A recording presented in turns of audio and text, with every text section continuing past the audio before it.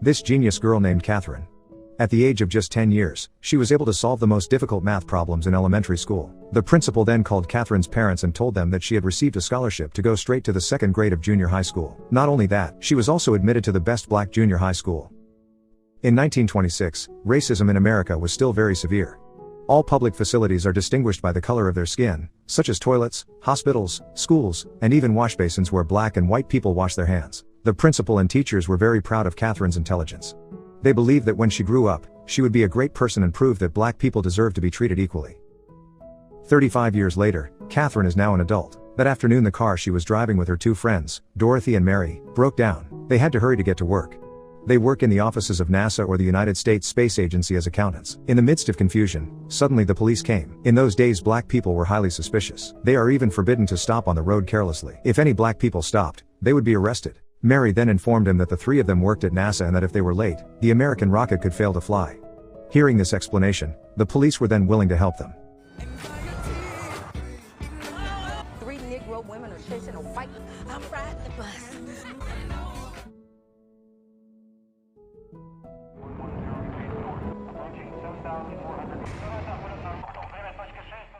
While at the NASA office, government staff were seen watching the news about Russia's imminent launch of a rocket. The news then irritated the presidential envoy. He then demanded the head of NASA named Harrison to quickly make a rocket to compete with Russia. Arriving at the office, they then went straight to work. While they were distributing assignments, suddenly their boss named Michelle came and then ordered Catherine to move to the Space Research Division. When Michelle leaves, Dorothy rushes after her.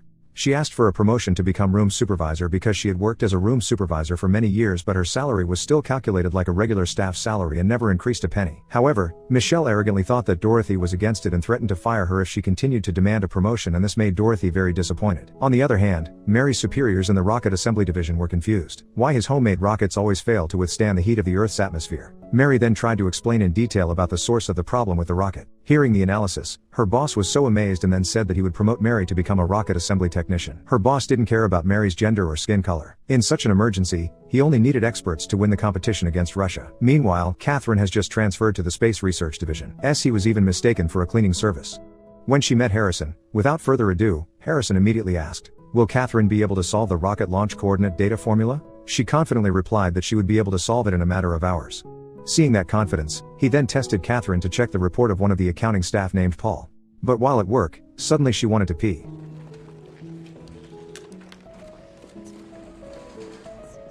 Because there were no black toilets in this division building, she had to run to his former division building, which was 800 meters away.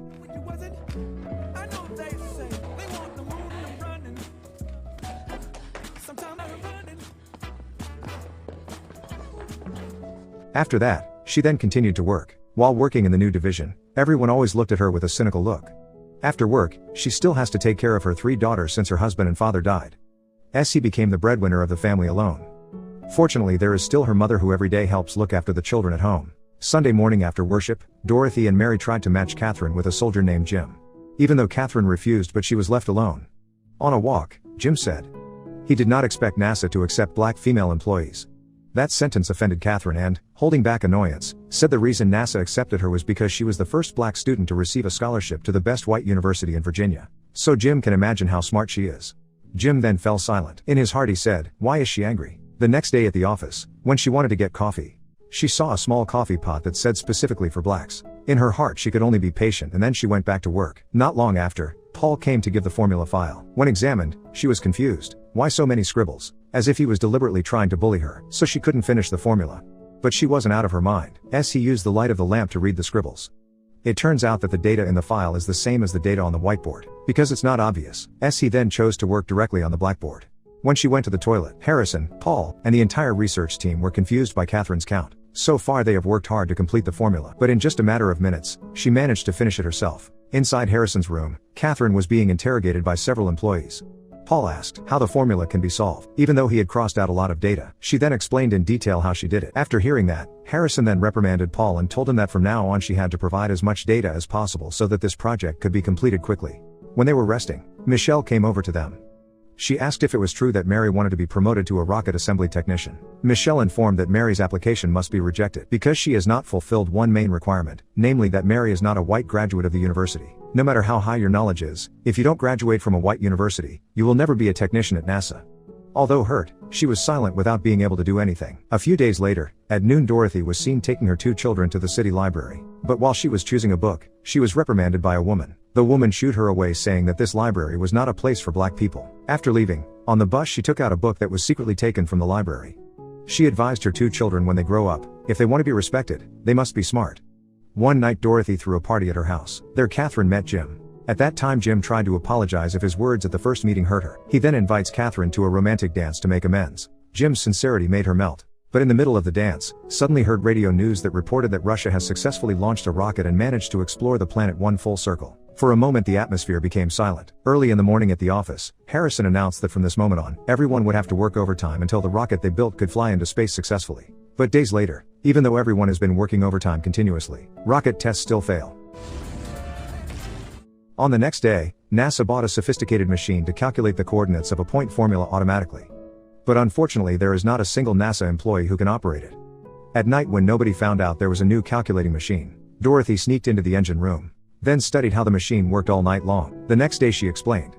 With this new engine, the jobs of black accountants could be in jeopardy of being replaced. Meanwhile, Mary went to court to apply for admission to one of the white men's universities. After getting the trial schedule, she rushed back to the office and then told her boss she didn't want to give up. She would try her best to get into a white man's university to become a rocket engineer. A few days later, Harrison wondered why Catherine often left during work hours, even though it's not time to rest.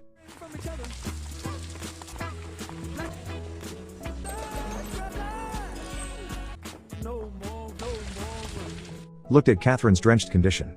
He is very angry. He wondered why she had to leave work every day for even 40 minutes. With teary eyes, he let out the anger that she had been holding back for so long. 40 minutes per day she spent just for the sake of the toilet. Black people were not allowed to ride bicycles. So every day she had to go to the old division building for 800 meters in high heels. Because in this building there are no toilets for black people. Harrison must have never known that there was a black coffee pot here. As smart or as good as she's work, people will still be disgusted at her black skin. Hear the outpouring of the heart. Everyone in the room fell silent. After being satisfied venting her heart, he then asked permission to go to the toilet again. The next day, there was a commotion in the NASA building.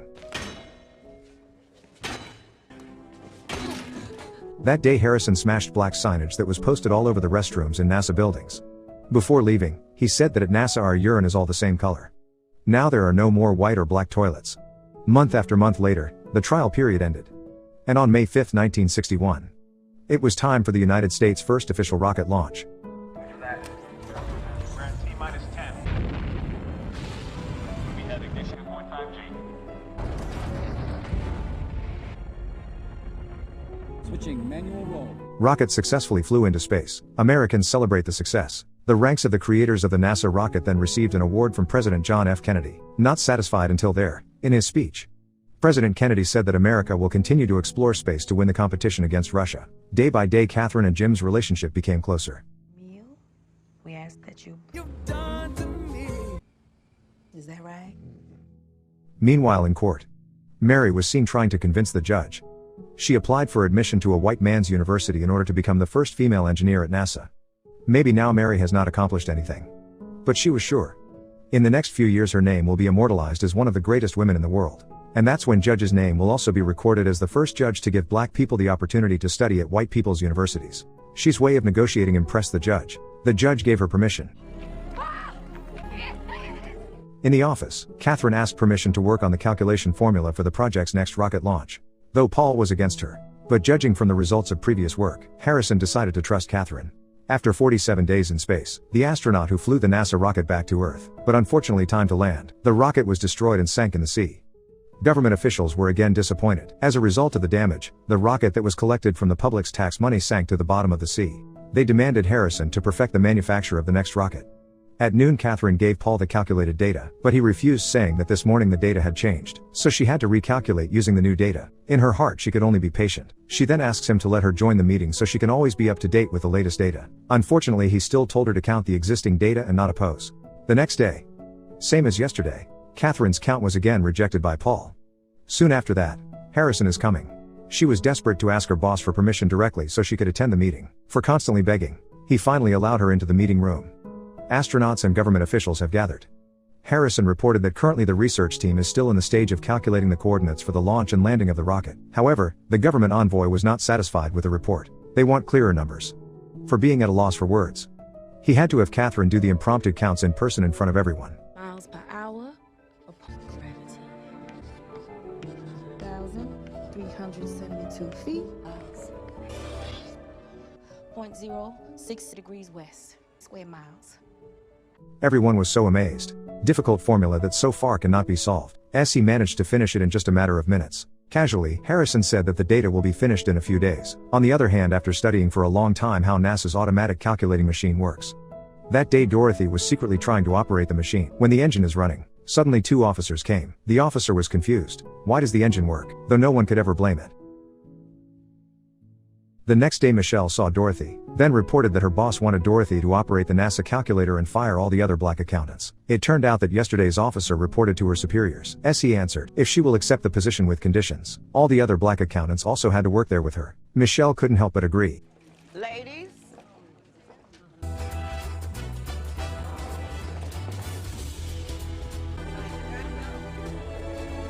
Welcome, ladies. The night of Mary's first day of college. Confused lecturer, why are there black women? She explained that she was legally enrolled in this campus. Because it has a license. Everyone in the class can't do anything. Though alone among the white men, she is still eager to learn. When Catherine came home from work, she is shocked to see the people in the house neatly dressed. They also prepared a special dinner for her. Not long after that Jim came. He knelt down and proposed to the idol of the heart. There was nothing she could do but cry with joy, and said she was ready. But there are happy moments. There are also sad moments. The next day, Harrison informed that in the near future NASA's automatic calculator will be operational. So from now on the Space Research Division doesn't need Catherine's math skills anymore. She had to return to her old division and join the other black accountants. She could only resign herself to the decision. Before leaving, Harrison's secretary gave her a pearl necklace that all the research division employees had jointly made as a keepsake. A few days later, after returning to the old division, Catherine's wedding party was held. On February 20, 1962, America's second rocket launch began and was broadcast on all TV and radio stations. This time the American mission is not just flying into space, but also roaming around orbit just as Russia did. In the operator's room, Harrison asked Paul, why is today's machine count data different from yesterday's machine count data? He then contacted the astronauts to tell them about this data discrepancy. Heard the news. The astronaut asked him to call Catherine right away. The astronaut believed in the black woman because he had seen firsthand how Catherine calculated. If after recalculation later she said the coordinates were accurate, then he will continue the mission. But if wrong, then the mission is aborted. He then ordered one of his staff to hurry to find Catherine. While running towards the division building, the accountant, Catherine's former co-worker, finally felt the exhaustion of running the 800 meters that Catherine used to feel every day just to go to the toilet. At the same time, astronauts are also on their way to the rocket. When it arrived, Harrison's staff immediately handed over the coordinates, then pleaded with Catherine to calculate everything as quickly as possible against the clock. Fuel is ready. The rocket itself is so crucial to a safe and secure condition. Not yet. We are being taught the launch and recovery coordinates on NASA's behalf. But let us say without reservation. Yes, sir. So crucial to a safe and secure. That's it. Finished counting, she immediately ran to the operator's station.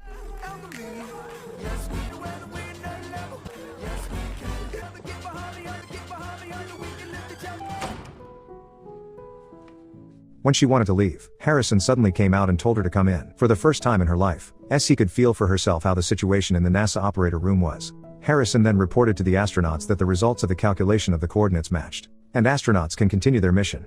Here at Cape Canaveral, the countdown has risen. These pictures are from Cape Canaveral. 8, 6. This is Seco. The trajectory is still A-OK. 0G and I feel fine. Rocket successfully launched into space. John Glenn reports everything looks good. In the Black Clerk's building, when Dorothy wanted to go home, Michelle came to give her an official letter of appointment as head of the calculating machine division. Because now their position is equal and she is no longer Michelle's subordinate. As a sign of respect, Michelle then calls Dorothy by her first name, Mrs. Vaughn. Hours passed. Mission exploring orbit has been successful. Warning light is on. Indicates that the rocket must immediately descend. This condition is also reported on TV and radio. But on landing, suddenly the heat barrier layer of the Earth's atmosphere experienced problems. 0 angle, over. There's a real fireball outside. It's getting a little hot in here.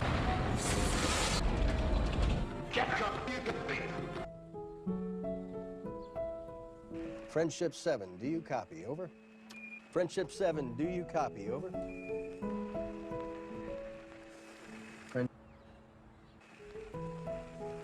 Land clear, Capcom.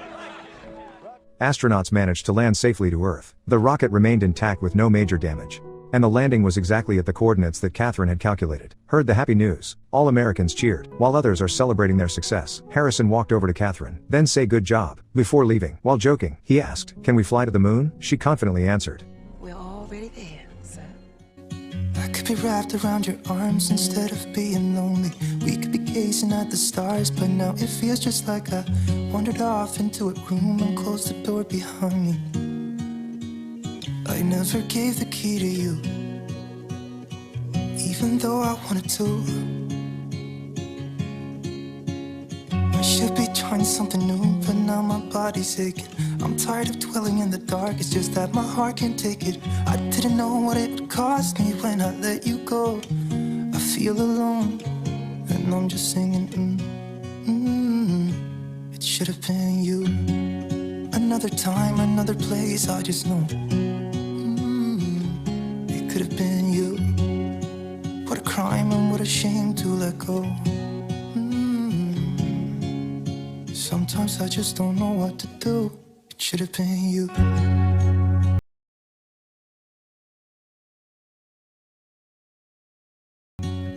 I could be driving to your place, but now the ground is shaking.